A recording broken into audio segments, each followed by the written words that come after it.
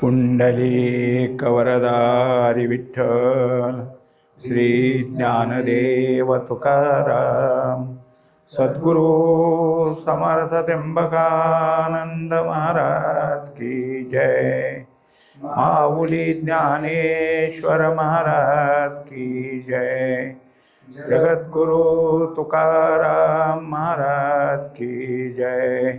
श्री गुरुदेव दत्त।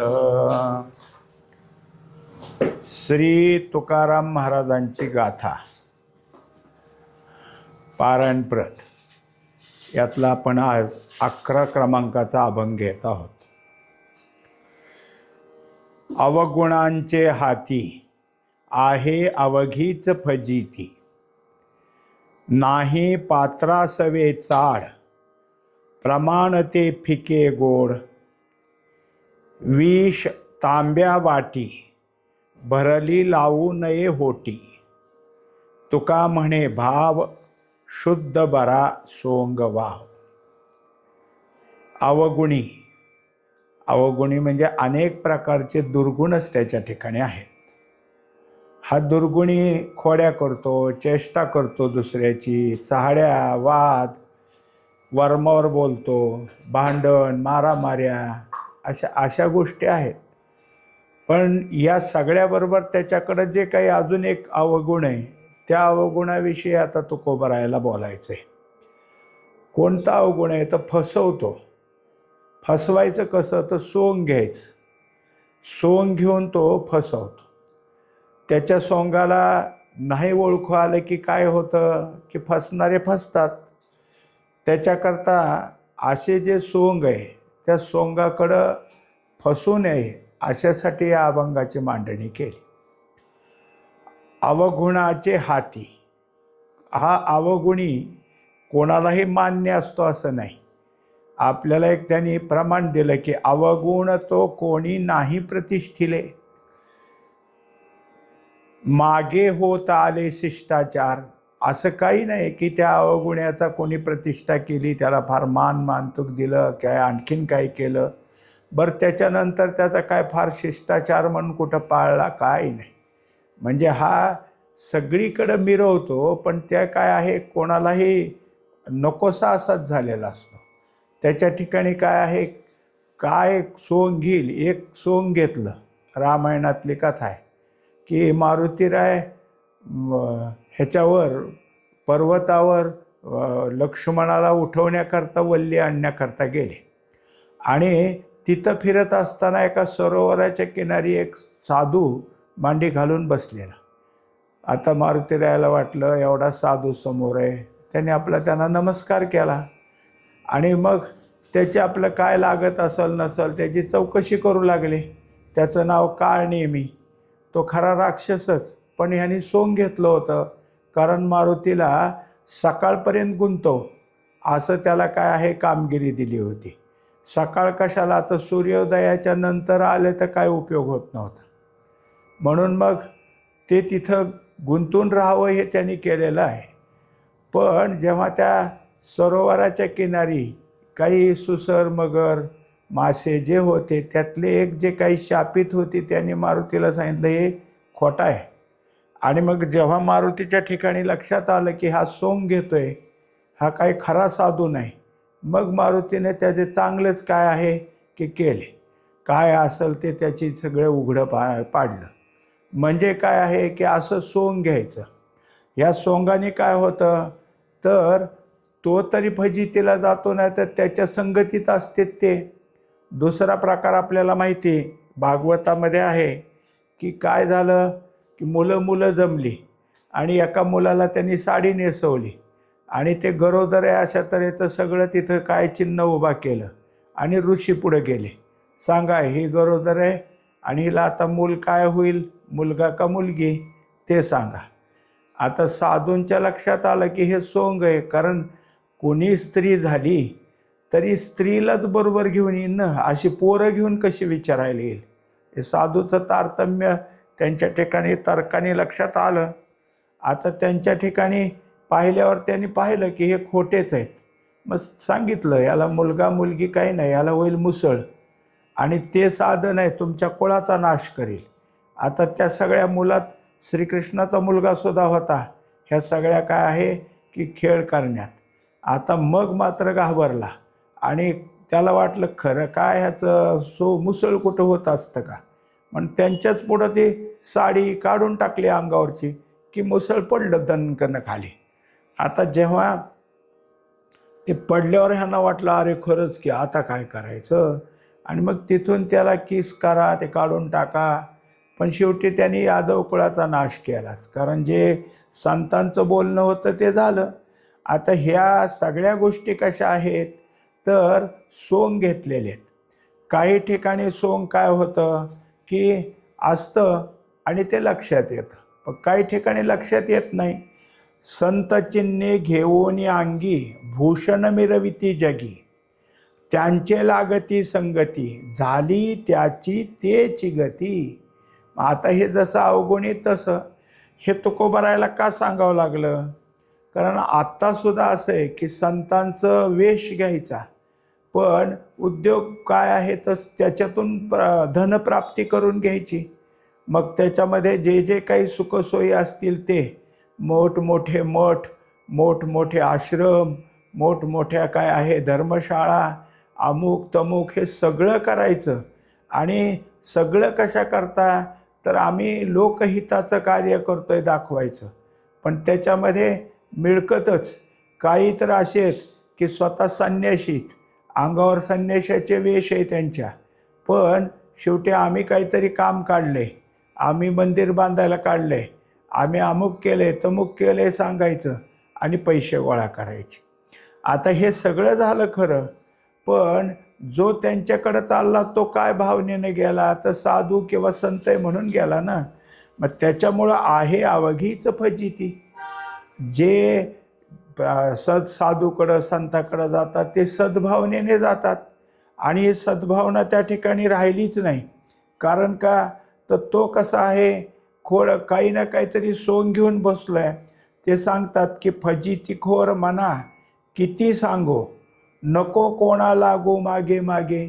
संत महात्म्यांनी त्यांना सावध करण्याकरता या सगळ्या गोष्टी अगोदरपासून सांगितल्या, पण काय आहे काय त्याचं सांगता येत नाही असे. आता ह्या सगळ्या गोष्टीमध्ये फजिती म्हणजे काय तर पुन्हा पुन्हा जन्माला येणं ही फजितीच आहे.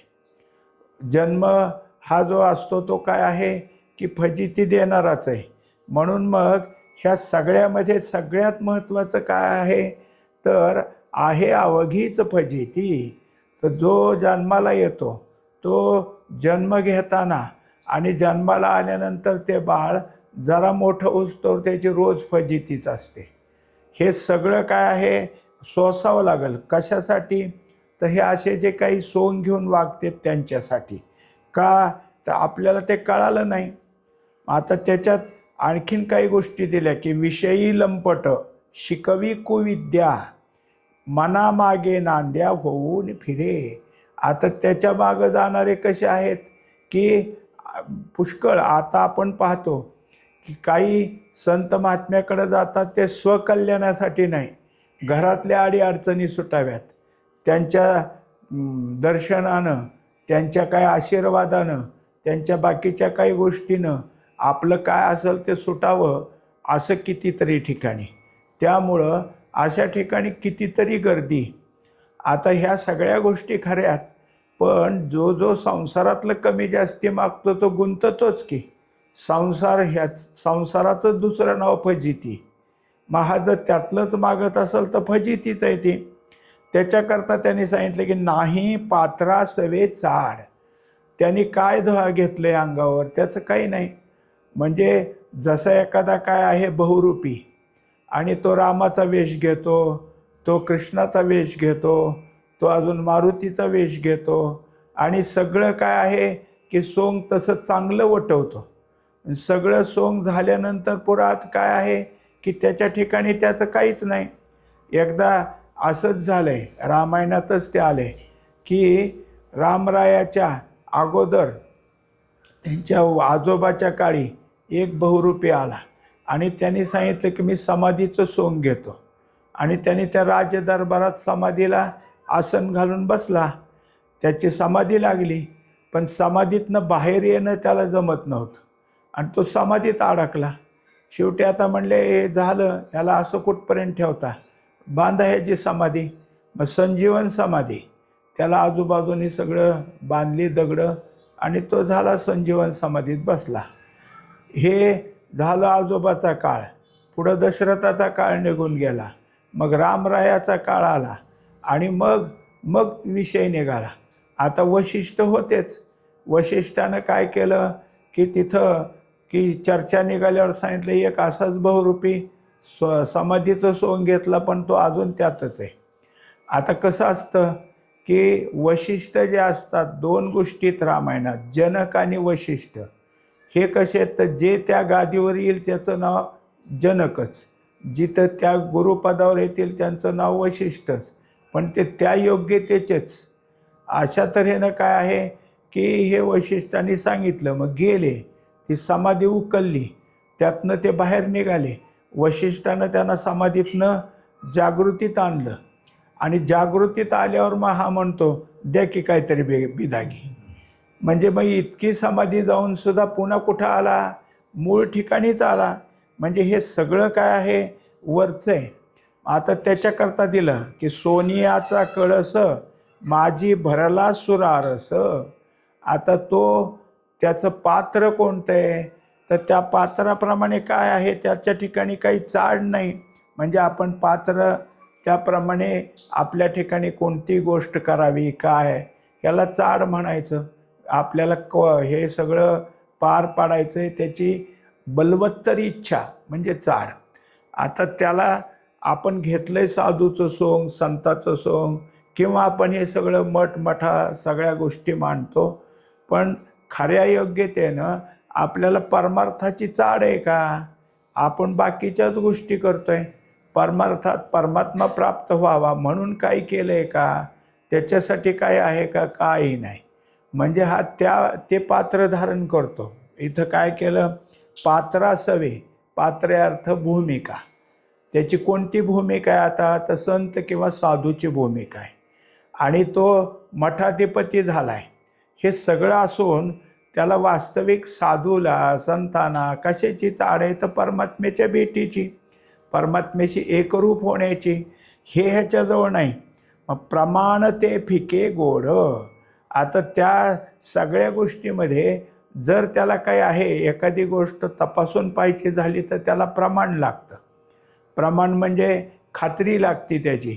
कारण आपण जे काही कीर्तनात ह्याच्यात प्रमाण देतो, कशासाठी देतो, आम्ही आमचं मत मांडलं आहे, हे मत आमच्याच मताप्रमाणे नाही, तर ह्याला संत महात्म्याने सुद्धा हे मत मांडलं आहे, संत महात्म्याचं प्रमाण आहे पहा.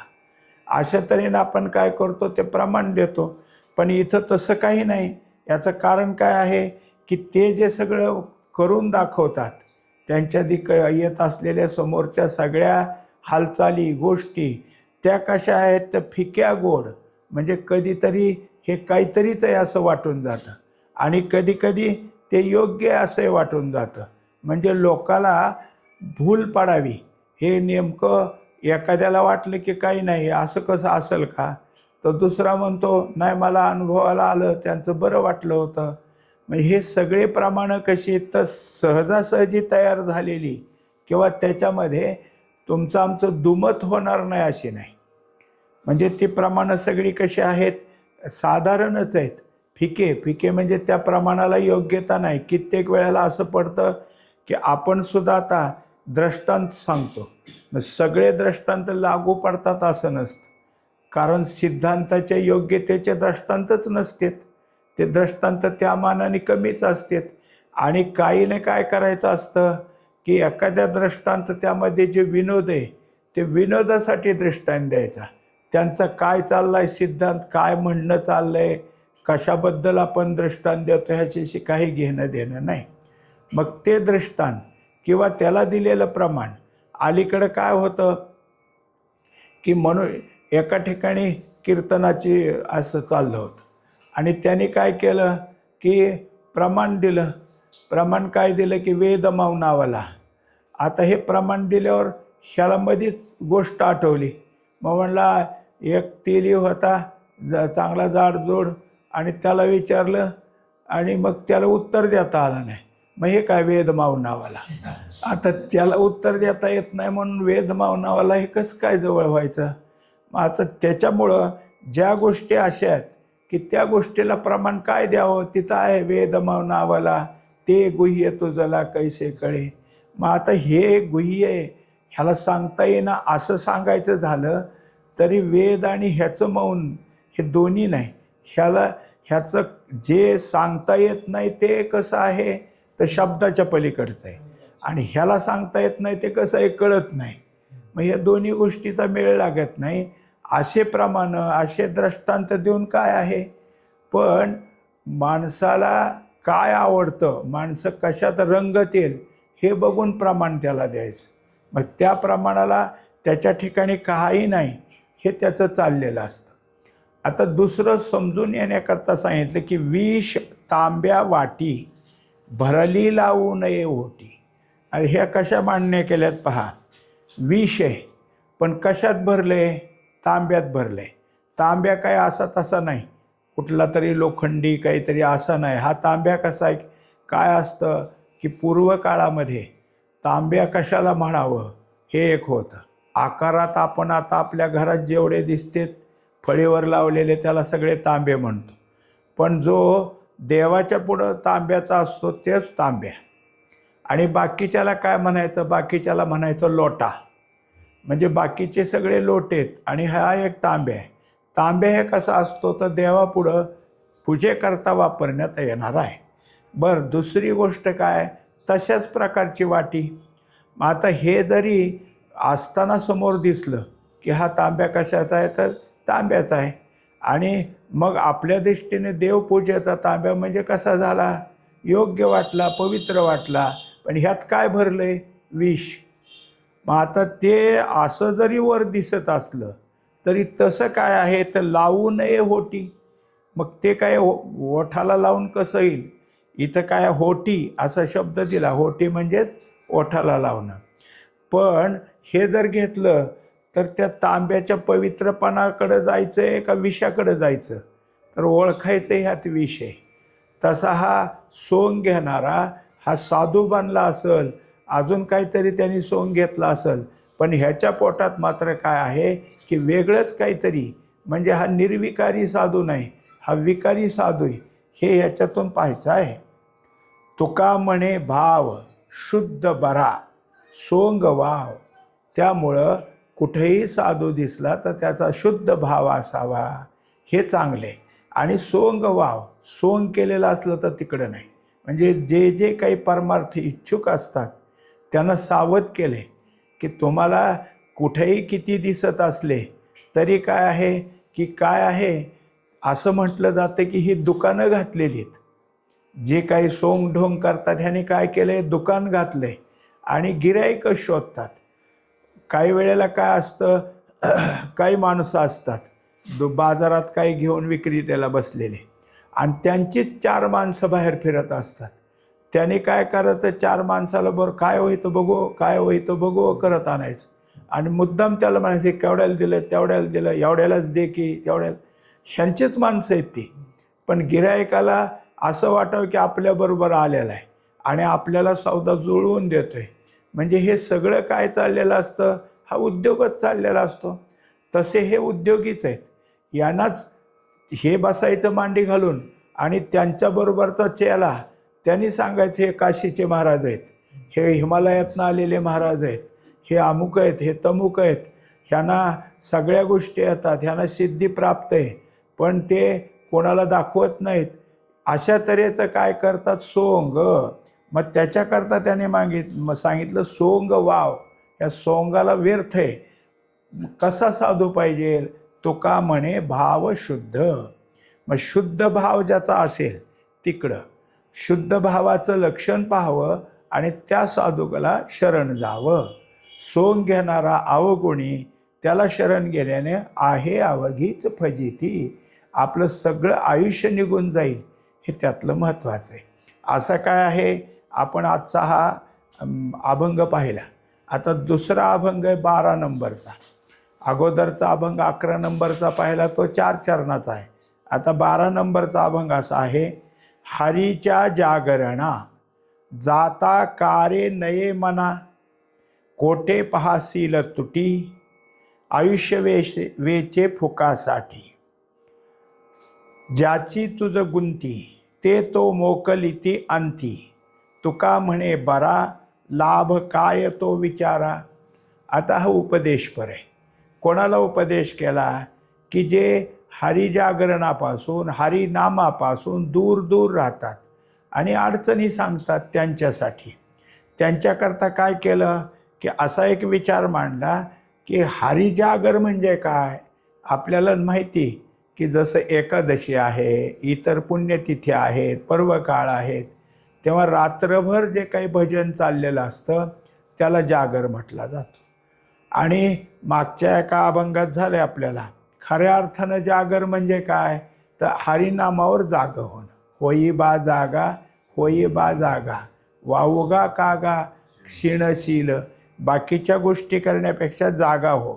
मग जे हरिनामात जागे झालेले आहेत, हरिनामाकडं वळालेले आहेत, हरिनामाची ओढ ज्यांच्याकडे लागली असे, पण जात नाहीत असे बहुसंख्य आहेत. त्यांच्यासाठी सांगितले की जाता कारे नये मना. का नाही तुझ्या मनात येत. ते सांगतात की नाही भावना मनी नाईके वचन, आपल्या आपण नाडी येले. आता सांगितलं स्वतःला तर इच्छा नाही. साधू संत काही ठिकाणी सांगतात की जे जे काही संतांनी मांडल्या गोष्टी त्या गोष्टी काही अशा गपचूप नाही, सगळीकडे जाहीर केल्या, तरीसुद्धा लोकांचे ते काय आहे कानी जात नाहीत, इच्छा निर्माण होत नाहीत आणि तसंच बसतात. म्हणजे काय करतात तर ते जात नाहीत. जात नाही ह्याला काय कारण आहे तर वास्तविकता ह्याला मलदोष म्हणायचं. हा मलदोष आहे. जिथं मलदोष असतो तिथं आपलं कल्याण कशात हे कळत नाही आणि कळवून घ्यायची इच्छा नसते. त्याच्यामुळं काय झालं तो गुंतला. बरं हे प्रत्येकाला कळत नाही असं नाही. ज्याच्यामध्ये तो गुंतला आहे त्या गुंत्यामध्ये त्याला नेहमीच यश येतं का नाही.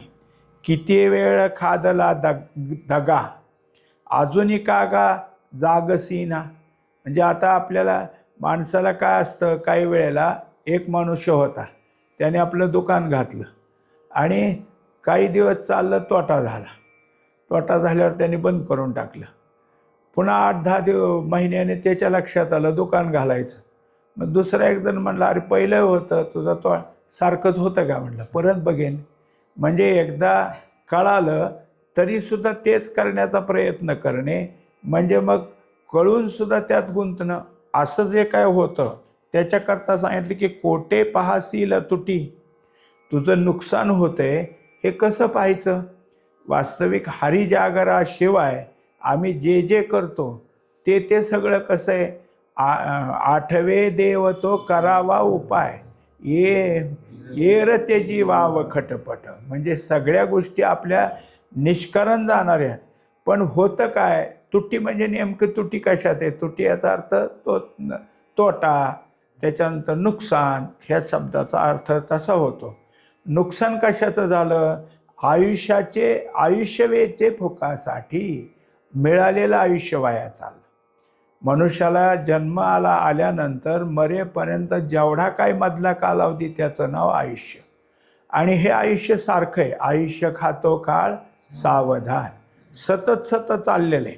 आणि जेव्हा शेवटची वेळ येईल तेव्हा मात्र त्याला काय आहे की आपलं चुकलं हे कळलं. मग इतके होतं त्या आयुष्यात काही केलं नाही, आयुष्याचं नुकसान झालं. आयुष्य गेले वायाविन, थोर झाली नागवन. माझे तुझे याची गती, दिवस गेले तोंडी माती. आता काय आहे सगळं झालं. तोंडी माती म्हणजे कधी पडणार आहे शेवटी. आपण जे पाहतो का नाही तर पूर्व काळामध्ये इतकं अवघड होतं की मेलेल्या माणसाला त्याला दहन करण्याकरता लाकडंच मिळत नसायची. तेव्हा दफन करणं म्हणजे पूर्ण हे त्यातलं सर्रास सगळ्याला होतं. आता ज्याला खड्ड्यात टाकलं त्याच्या तोंडावर काय पडेल. तेच दाखवलं, तोंडी माती. म्हणजे तुझ्या ठिकाणी काय होईल तर सगळ्या मातीनं तोंड झाकलं जाईल. हे कसं होईल तर आयुष्य गेले वाया हवीनं. म्हणजे त्या मिळालेल्या आयुष्याचं नुकसान करून घेणं, तेव्हा हे सगळं वाया घालवू नये. आयुष्य वेचे फुकासाठी. मग जे मिळतं, आता असं सांगितलं जातं की संसार कितीही धावून धावून करा अपूर्णच राहणार आहे, आणि परमार्थाला किती थोडंफार करा तुम्हाला पूर्ण आहे. कारण भगवद्गीता आपल्याला काय करते, अगदी हक्काने सांगते की तुम्ही परमार्थाच्या रस्त्याला आला तर तुमची दुर्गती होऊ देणार नाही. तुम्हाला पुन्हा परमार्थाची सगळी सोय लागून घेईल. अशा तऱ्हेचे जन्म दिले जातील. शुचीनाम श्रीमताम गेहे. पण कधी दुर्गती नाही, जो ह्या रस्त्याला लागलाय त्याची. मग हे या रस्त्यालाच लागले नाहीत म्हणून त्यांचं आयुष्य वाया गेलं. तिसऱ्या चरणात सांगतात, ज्याची तुझं गुंती ते तो मोकलिती अंती. आता हे सगळे जे आहेत ते कोण आहेत तर जसं ह्याच्यात काय, धनदारा पुत्रगण सर्व मिथ्या हे जाणून हे सगळे काय करतात, गुंता घालणार आहेत.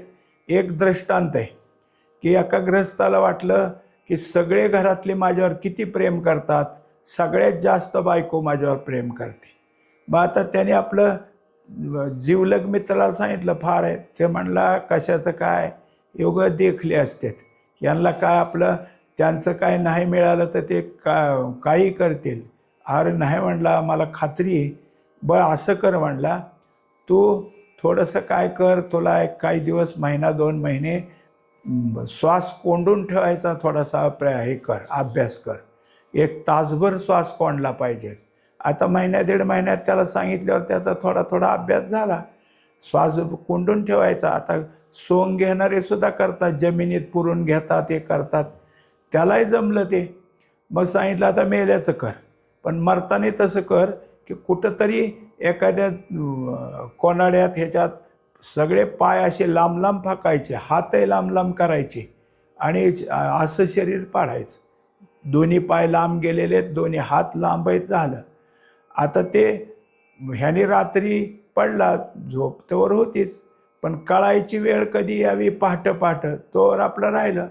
मग पहाटं पहाटं त्याला आपलं ह्यांना कळाल्यावर रडारडी अमुक तमुक. मग झालं. पुन्हा म्हणले आता ह्याला बाग सरकवायला गेलं. मांडी घाला, पाय कुठे, तर ह्याला हा जाणून बुजून करत होता, पायच आकडेनात, हात आकडेनात. एका लोक जमा झाली, त्यात हे मित्र आला. ह्याला माहीत होते हे काय आहे ते. त्यांना बाहेर कसं न्यायचं, ही आता चौकटीला अडकल, हात अडकतील, पाय अडकतील, बाहेर कसं न्यायचं. आता काय करावं म्हणलं, हे कसं न्यायचं बाहेर, हे नेल्याशिवाय तर भाग नाही. असं करून न्यायचं म्हणलं तरी वरच्या चौकटीला पाय अडकतात, काय करावं. मग रडत रडत त्याची बायको म्हणली, कुऱ्हाड आहे घरात, आणते थोडं. मग आता कुऱ्हाड आणायला ही गेली, कुऱ्हाड घेऊन आल्यावर हे उठून बसला. हे काय म्हणला तुझं प्रेम. हे काय झालं तर ज्या तुकोबाराय सुद्धा म्हणतात की नको नको म्हणा गुंतू माया जाळी, काळाला जवळी ग्रासावया. त्याच्यात सांगितलं, काळाची हे उडी पडेल बा जेव्हा, सोडविना तेव्हा माय बाप. काही अभंगात आणखी नाही, शेजेची कामी न दूर राहे, काही गाथ्यामध्ये ते घेतलं नाही. म्हणजे हे काय होतं तर तसंच आहे. आता प्रसिद्ध आपल्याला माहिती वाल्या, जेव्हा नारदांनी विचारलं की तू करतो ते पाप आहे, आणि ज्यांच्यासाठी करतो त्यांना जाऊन विचार. ते म्हणले आम्हाला काय घेणं देणं आहे तुझं तो काय करतो ते कर जा. म्हणजे शेवटी किती जवळचे असले तर आपल्यात काही, आपल्याला जर काही आजार झाला, बरं वाटत नसलं, डोकं दुखतंय, पोट दुखतंय, ना अति झालं तर ते म्हणते तर आम्ही काय वाटून घ्यावं का, आता तुमचं तुम्हालाच भोगावं लागेल. हे सगळे काय आहेत तर सगळे दूर राहणार आहेत. ज्याची तुझं गुंती ते तो मोकलिती अंती. तुझ्या शेवटच्या काळात हे कोणी जवळ येणार नाहीत. सगळे त्या ह्याचं काय आहे, मोठा दृष्टांत आहे गजेंद्राचा. सगळे निघून गेले, शेवटी त्याला हरीलाच शरण जावं लागलं, आणि मगच त्याला भगवंतानी तारलं. तुका म्हणे बरा, लाभ काय तो विचारा. तेव्हा या सगळ्यामध्ये काय विचार करावा लागल, खरा लाभ कशात आहे. खरा लाभ आहे वरच्या चरणात दिलं, त्यात हरीच्या जागरणा. हरीच्या जागरणाला जाणं हा खरा लाभ आहे. सावध झालो सावध झालो हरीच्या आलो जागरणा. म्हणजे जे नामस्मरण हरी आणि त्याचंच धारणा करून आपल्याजवळ नामस्मरणाशी एकरूप होतात, तेच खरे काय आहेत, तर त्यांनीच काय आहे, आपला लाभ काय आहे तो ओळखलेला आहे. एरवी हे सगळे आयुष्य वाया घालवणारेच ठरतील. पुंडलिक वरदा हरी विठ्ठल श्री ज्ञानदेव तुकाराम सद्गुरु समर्थ त्र्यंबकानंद महाराज की जय. माऊली ज्ञानेश्वर महाराज की जय. जगद्गुरु तुकाराम महाराज की जय. श्री गुरुदेव दत्त.